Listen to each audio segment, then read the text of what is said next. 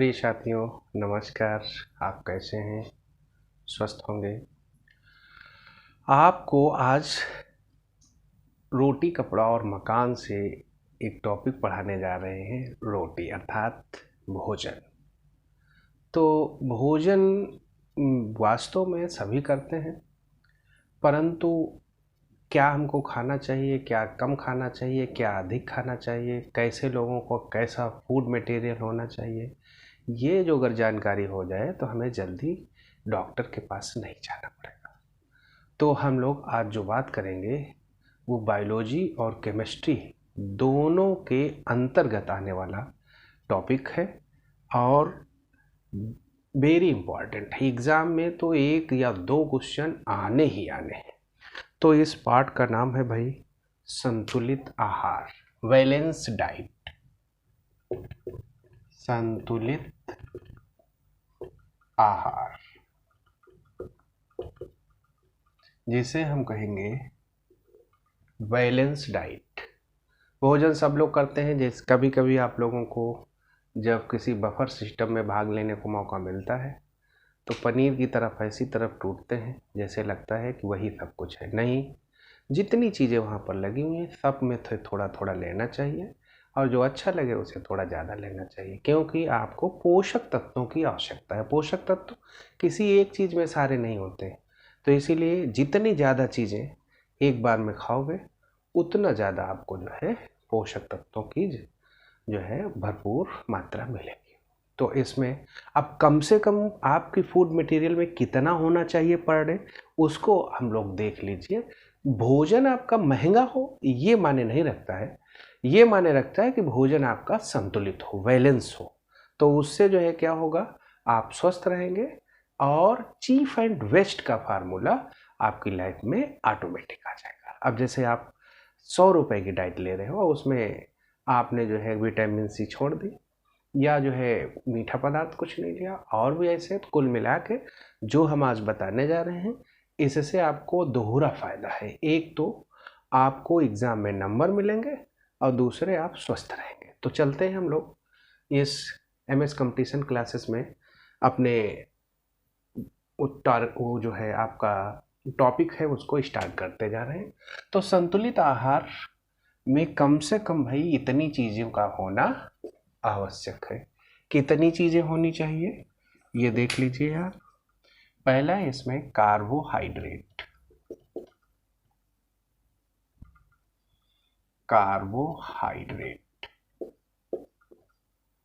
दूसरा है आपका वसा और तीसरा है आपका प्रोटीन और फिर है आपका विटामिन्स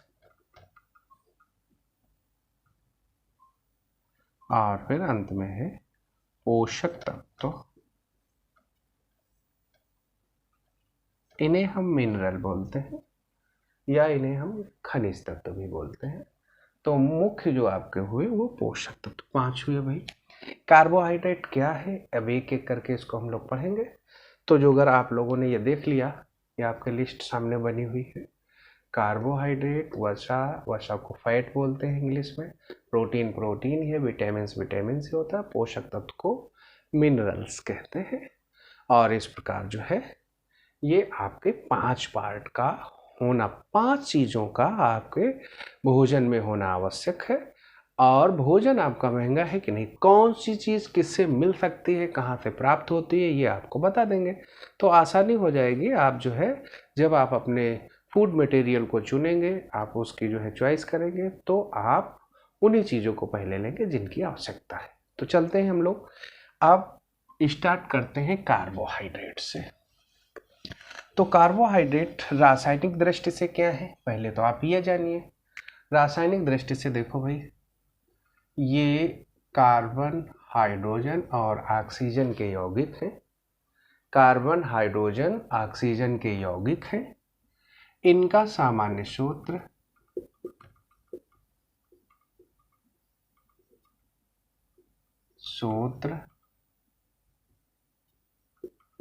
CnH2nOn होता है।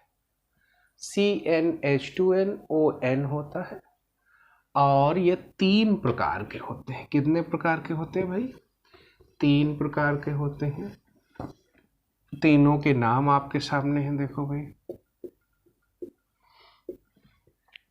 पहला है इसमें मोनोसेक्राइड,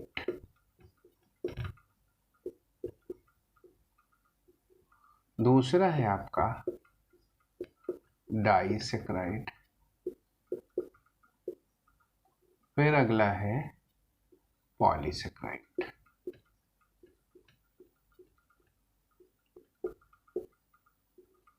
तो ये भाई आपका हो गया मोनोसेक्राइड, डाइसेक्राइड, पॉलीसेक्राइड।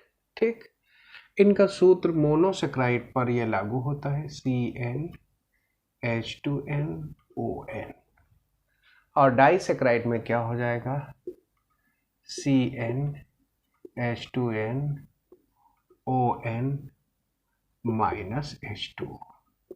ये फार्मूला इसका होता है।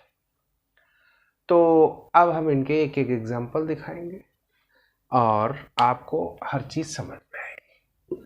तो सबसे पहले हम लोग बात करते हैं मोनोसेक्राइड की। मोनोसेक्राइड के एग्जाम्पल जो आपके हैं वो है ग्लूकोज, फ्रक्टोज, मैनोज आदि। आप लोग यहाँ पर जाने कि ये जो आपका होता है ग्लूकोज, फ्रक्टोज, मैनोज, ये स्वाद में मीठे होते हैं और क्विक एनर्जी देते हैं। ये कार्बोहाइड्रेट की इकाई माने गए। क्या माने गए भाई? इकाई माने गए हैं, इसीलिए इनको मोनो की उपाधि दी गई। मोनो मीन्स होता है 1। अब इसके बाद में जो कार्बोहाइड्रेट है अधिकांशतः स्वाद में मीठे होते हैं, परंतु सभी नहीं। जो पॉलीसेक्राइड होते हैं वो एक आध को छोड़कर बाकी नॉर्मली मीठे नहीं होते। और मोनोसेक्राइड, डाइसेक्राइड ये खूब मीठे होते हैं।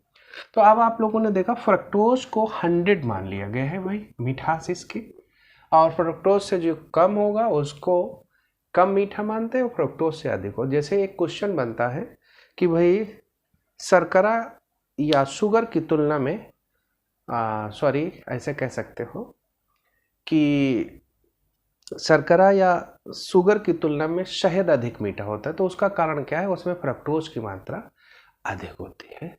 ऐसे ही ग्लूकोज फ्रक्टोज की तुलना की जाए तो इसमें भाई आप लोग जानिए कि जो आपका फ्रक्टोज होता है वो मीठा होता है। चलिए भाई, अब ये मोनोसेक्राइड की बात हुई। मोनोसेक्राइड हमको क्विक एनर्जी देते हैं, चाहे हम डाइसेक्राइड के रूप में लें चाहे पॉलीसेक्राइड के रूप में लें। जब तक वो मोनोसेक्राइड में कन्वर्ट नहीं होगा, बदलेगा नहीं, तब तक हम उससे सीधे ऊर्जा प्राप्त नहीं कर सकते हैं। और इसका अच्छा उदाहरण ले सकते हैं आप। जैसे हम लोग फास्ट रखते हैं तो उसको तोड़ते समय आप लोगों ने देखा होगा कि ये जो आपका मीठे से इसको तोड़ना चाहिए, तो उससे क्या होता है क्विक एनर्जी मिलती है। और जो हमारी और फैट वगैरह ले लोगे तो क्या होगा, उसको तोड़ने में टाइम लगता है और डाइजेशन भी गड़बड़ हो जाता है। तो ये आपका हुआ मोनोसेक्राइड।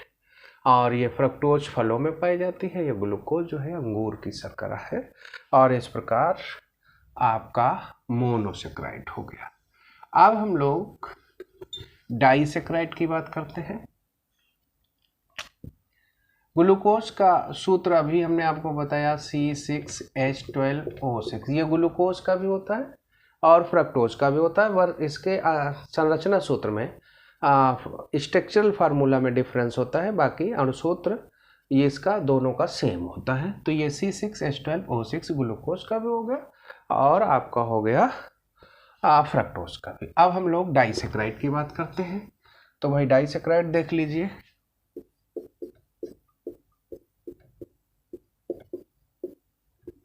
इसके उदाहरण हैं भाई सुक्रोज, माल्टोज, लैक्टोज। अब आप लोग ये याद रखें, वेरी इंपॉर्टेंट चीज बताने जा रहे हैं, डबल लाभ है इसका, कि एक तो जिसमें ओज आता है वो कार्बोहाइड्रेट होते हैं और जिनमें ए जाएगा वो एंजाइम होंगे। जैसे आपसे कह दिया जाए माल्टेज, तो ये माल्टेज एंजाइम हो गया, और जो अगर कह दिया जाए माल्टोज, तो ये आपकी माल्टोज शर्करा हो गई। तो एज और ओज का अंतर आप लोग बनाए रखें।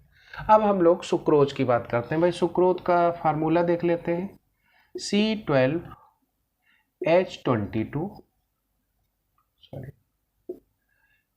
H22O11। अब आप लोगों ने देखा जो अगर इस कार्बन C6H12O6 इसको 2 से गुणा कर दिया जाए तो आपको क्या मिलेगा, C12H24O12।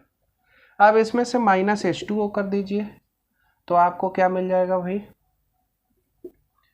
ये -H2O यहाँ लिखते हैं, चलो यहीं लिख लेते हैं, कोई दिक्कत नहीं, -H2O। तो आपका क्या हो जाएगा, अब देखिए भाई, ये बचेगा C12H22O11, और ये आपके सुक्रोज का फार्मूला होगा। माइल्टोज और लैक्टोज फार्मूला में सेम, बस ये है इनके इंटरनल स्ट्रक्चर में, आंतरिक संरचना में या स्ट्रक्चरल फार्मूला में, संरचना सूत्र में अंतर है। तो अब सुक्रोज कहाँ से पाई जाती है, गन्ने की शर्करा को हम सुक्रोज कहते हैं। गन्ने की शर्करा को भाई क्या कहा जाता है, सुक्रोज कहा जाता है। और ये आपके जो है माल्टोज लैक्टोज, दूध में पाई जाने वाली शर्करा को क्या कहते हैं, लैक्टोज कहते हैं। और इस प्रकार जो है आपने डाइसेक्राइड के उदाहरण देखे। ठीक, अब हम लोग आते हैं पॉलीसेक्राइड। पॉलीसेक्राइड की बात करते हैं तो देख लीजिए भाई पॉलीसेक्राइड को। पॉलीसेक्राइड में आपका अनाज में जो है भाई कार्बोहाइड्रेट पाया जाता है, ये पॉलीसेक्राइड वाला होता है। इसमें जो है सेल्यूलोज और इसमें स्टार्च या मंड की बात आती है। तो 2 एग्जाम्पल हो गए, आदि कर सकते हो। अब ये कार्बोहाइड्रेट के एग्जाम्पल हुए। कार्बोहाइड्रेट आपको कहाँ से मिलता है, अभी हमने बताया, आप इसको जो है चावल, गन्ना, अंगूर, मीठे पदार्थों से प्राप्त कर सकते हैं। हाँ, इसमें एक एक्सेप्शन है, सेक्रीन। सेक्रीन शुगर की तुलना में लगभग 500 से 600 गुना अधिक मीठा होता है, लेकिन रासायनिक दृष्टि से कार्बोहाइड्रेट नहीं है भाई। इसीलिए शुगर के मरीजों को आप लोगों ने देखा होगा, उनका भाई शुगर हुआ क्यों, उनको मीठा अच्छा लगता था इसलिए शुगर हुआ। अब वो उस स्वाद को पाने के लिए बेताब रहते हैं, तो इसलिए उनको शुगर फ्री जो मिठाइयाँ नहीं बोली जाती उसमें चीनी या शुगर की जगह पर क्या है, इसी सेक्रीन का प्रयोग किया जाता है। आइसक्रीम वाले भी करते हैं, तो ये व्यवहारिक हो गया। तो ये रासायनिक जैसे क्या है, प्रोटीन है। तो ये हो गया आपका कार्बोहाइड्रेट। कार्बोहाइड्रेट का सिलेक्शन हम लोग इसलिए करते हैं, कार्य के रूप में पूछा जाए, क्योंकि ये क्विक एनर्जी देता है, फास्ट एनर्जी देता है, और ये जो है आसानी से हमारे भोजन में अवेलेबल भी है। भाई गेहूं खाते हो आप, उसमें कार्बोहाइड्रेट, मक्का खाते हो उसमें कार्बोहाइड्रेट, आप चीनी लेते हो कार्बोहाइड्रेट, दूध लेते हो कार्बोहाइड्रेट, तो इसलिए ये सरलता से अवेलेबल उपलब्ध भी है। अब हम लोग बात करते हैं दूसरे फूड मटेरियल की, वसा की। देख लीजिए भाई वसा, वसा को अंग्रेजी में क्या बोलते हैं, फैट। तो ये फैट जो है 2 प्रकार की होती है, प्राप्ति के आधार पर और संरचना के आधार पर। तो देखो भाई ये फैट की बात आती है, ये आपकी संरचना, स्ट्रक्चर और प्राप्ति सोर्स के आधार पर। अब ये प्राप्ति के आधार पर आपकी हो गई जंतु वसा, और इधर हो गई वनस्पति वसा। ये जो है एनिमल से प्राप्त होने वाली फैट, और ये वेजिटेबल से प्राप्त होने वाली फैट। फिर संरचना के आधार पर भाई दो प्रकार की है ये, संतृप्त वसा, इसको इंग्लिश में बोलते हैं सैचुरेटेड फैट, और दूसरी है अनसैचुरेटेड फैट। या असंतृप्त वसा। असंतृप्त वसा, अनसेचुरेटेड फैट। संतृप्त वसा के उदाहरण हैं भाई देशी घी, और देसी घी के बाद में जो है जंतु वसा, जंतु वसा और वनस्पति वसा।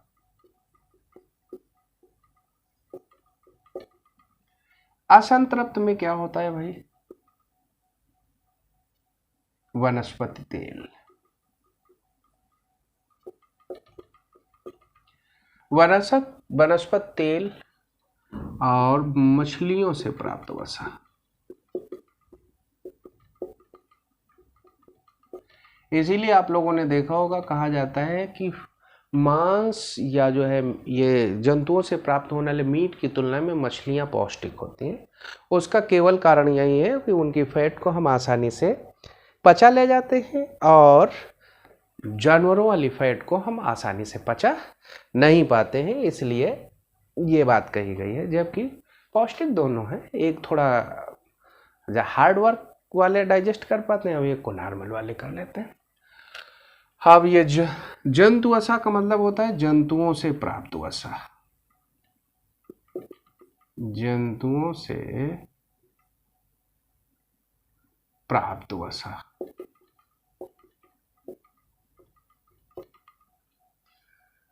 ये इसमें भी वही देशी घी, और दूसरा आपका हो जाएगा जंतु से प्राप्त वसा। भाई देसी घी भी तो आपको गाय भैंस से मिलता है, वो भी जंतु है, और उनके शरीर से जो मिलती है जैसे बकरी बकरा अन्य भी जंतु हैं उनसे प्राप्त होने वाले, तो ये जंतु वसा हो गई।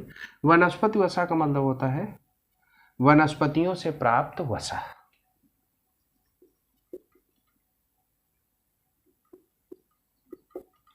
वनस्पतियों से प्राप्त वसा। ये वनस्पतियों से प्राप्त वसा आप लोगों ने देख ली। अब आप लोगों ने जो है मूंगफली का तेल, सरसों का तेल, तिल का तेल और नारियल का तेल, बहुत से तेलों के नाम सुने होंगे। तेल क्या होते हैं? वो भी एक फैट है लेकिन अनसेचुरेटेड है, और उनकी जो है फ्रीजिंग करने पर वो जल्दी जमते नहीं, और जो आपके ये फैट वो सेचुरेटेड है, ये नॉर्मली जो है फ्रीजिंग करने पर क्या हो जाते हैं? ठोस, अर्ध ठोस, ठोस में बदल जाते हैं। तो अब कैसे हम लोग अनसेचुरेटेड या असंतृप्त वसा को संतृप्त अवस्था में वो ले जाते हैं या संतृप्त अवस्था में परिवर्तित करते हैं? या आप लोग सुने होंगे कि भाई तेल से हम लोग वनस्पति घी बनाते हैं, तो वनस्पति घी जो है संतृप्त वसा और तेल जो है असंतृप्त वसा है।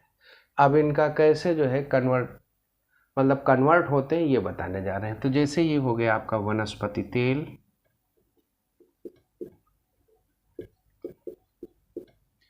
और इसका करा दिया जाए हाइड्रोजनीकरण, और हाइड्रोजनीकरण कराने पर दो कंडीशन लागू होती कराते समय। एक तो निकेल या प्लेटिनम उत्प्रेरक हो, उत्प्रेरक,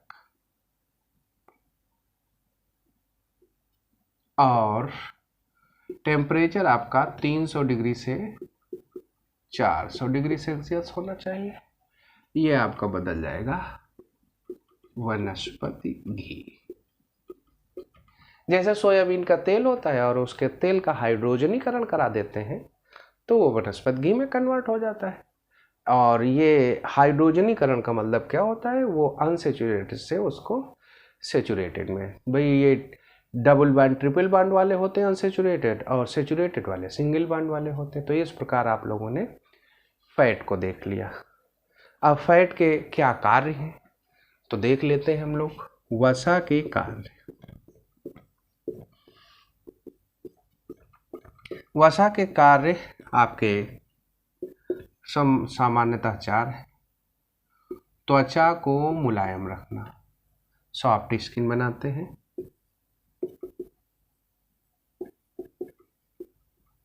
मुलायम रखना। दूसरा है भाई ऊर्जा प्रदान करना। तीसरा है ताप नियंत्रण। और चौथा है जल का अवशोषण। अब इसके एग्जाम्पल भी देख लेते हैं हम लोग। पहला है भाई आपका त्वचा को मुलायम रखना। तो देखते हैं, इसका एग्जाम्पल है कि आप लोगों ने देखा होगा स्किन को सॉफ्ट रखने के लिए हम लोग त्वचा के ऊपर से जो है वैसलीन या अन्य फैटी पदार्थों का प्रयोग करते हैं। दूसरे आप लोगों ने देखा होगा हार्ड वर्क करने से पसीना निकलता है, फिर वो आयली ग्लैंड्स या जो है इन तैलीय ग्रंथियों से फैट या आयन निकलता है जो त्वचा को चिपचिपा बनाता है। फिर ऊर्जा प्रदान करना। आप लोग घी खाते हो, फैटी चीज़ें तनी भुनी खाते हो, तो वो क्या ऊर्जा प्राप्त करने के लिए होता है। फिर इसके बाद में अगला एग्जाम्पल है ताप नियंत्रण। भाई इसका एग्जाम्पल अच्छे से देख लीजिए। ये एग्जाम्पल हम दे रहे हैं व्हेल का। व्हेल क्या है भाई? आप लोग इसे जनरली मछली बोल देते हो, जो बिल्कुल गलत है। व्हेल स्तनधारी है, हम लोगों की कैटेगरी में आती है। हम लोग भी स्तनधारी हैं और वो भी स्तनधारी, बस ये है जलीय है, हम लोग स्थलीय हैं। तो व्हेल में एक ब्लबर नाम की लेयर होती है। क्या नाम है भाई? ब्लबर। और व्हेल तो आप जानते हो जिसका वजन टन में है, तो इसकी ये लेयर भी लगभग 1 मीटर मोटी होती है और कई मीटर लंबी होती है। तो ये मान के चलिए कुंतलों में मामला इसका बनता है। ये इसकी बॉडी के टेम्परेचर को मेंटेन रखता है, मतलब संतुलित बनाए रखता है, इसीलिए जो है ये ताप नियंत्रण में काम हो गया। अब इसके बाद में फिर आप लोगों ने देखा होगा जल का अवशोषण। तो जल का अवशोषण भाई देख लेते हैं हम लोग। जल के अवशोषण का एग्जाम्पल बहुत अच्छा है ऊंट। ऊंट में कूबड़ पाए जाते हैं और आप लोगों ने देखा होगा जितने ऊंट में बड़े बड़े कूबड़ हों उतनी ज़्यादा उसकी कीमत होती है। इसलिए जो है अब वो फैटी टिश्यू के बने होते हैं जो जल का अवशोषण कर लेते हैं। और सामान्यतः कहा गया है या माना जाता है कि ऊंट 1 सप्ताह तक बिना जल पिए हुए सामान्य अवस्था में कार्य कर सकता है, रेगिस्तान या राजस्थान जैसे इलाका में। और दूसरा हम कह सकते हैं कि वो 1 महीने तक जिंदा रह सकता है। इसीलिए ऊंट को रेगिस्तान का जहाज कहा गया है, क्योंकि उसके पैर गद्दीनुमा चौड़े होते हैं और ऊंट के जितने कूबड़ होते हैं, जैसे आप लोगों ने देखा होगा, ऊंट की कीमत उसके बड़े बड़े कूबड़ों के आधार पर जो है उसकी होती है। तो इस प्रकार आपने वसा के कार्य देखे। लेकिन मानव में जो अगर एक कूबड़ निकल है तो उसकी कीमत घट जाती है। ठीक है, तो मानव से तो मतलब ही नहीं। हमने एग्जाम्पल किसका दिया? आप देखिए, त्वचा को मुलायम रखने में एक और इंटरेस्टेड जानिए। ये फीमेल मेंबर मतलब जो है मानव में, स्त्रियों में ये पेनिकुलस, जैसे ये आप देख रहे हो हाथ, इसके नीचे एक पतली सी लेयर पाई जाती है और वो जो है महिलाओं की इन ये जो आपकी ये दिखाई दे रही हैं नलिकाएं, इनको वो ढक लेती है। तो डॉक्टर लोग जब इंजेक्शन लगाते हैं या ग्लूकोज वाली बोतल चढ़ाते हैं तो आप लोगों ने देखा होगा निडिल या वो सिस्टम बनाने में उनको टाइम लगता है। लेकिन मेल में ऐसा नहीं होता। हाँ, वे महिलाएं जो जिम ज्वाइन किए हैं, हार्ड वर्क करती हैं, उनमें ऐसा नहीं। जिसके शरीर में ही फैट नहीं होगी, वो चाहे महिला हो चाहे पुरुष, उसकी तो बात अलग हो गई। लेकिन सामान्यतः ये 90% बात सही है, 90 क्या बल्कि 99% बात सही है कि स्वस्थ महिला हो तो उसमें ऐसा होता है। तो ये महिलाओं में ही पर्टिकुलर पेनिकुलस की लेयर पाई जाती है, इसलिए मैं इसको जोर दे के उदाहरण दे रहा हूँ। अब तीसरा जो है फूड मटेरियल का भाई भाग जो क्या है वो आपका है प्रोटीन। अब प्रोटीन बड़ा पड़ता है और विटामिन्स उससे भी बड़ा है। तो प्रोटीन विटामिन्स जो है अगले वीडियो में आपको बताएंगे। आज बस इतना ही। वीडियो को ध्यान से पढ़िए और आप लोग शेयर और लाइक करिए और सुझाव दीजिए और इसका लाभ उठाइए। आज बस इतना ही। नमस्कार।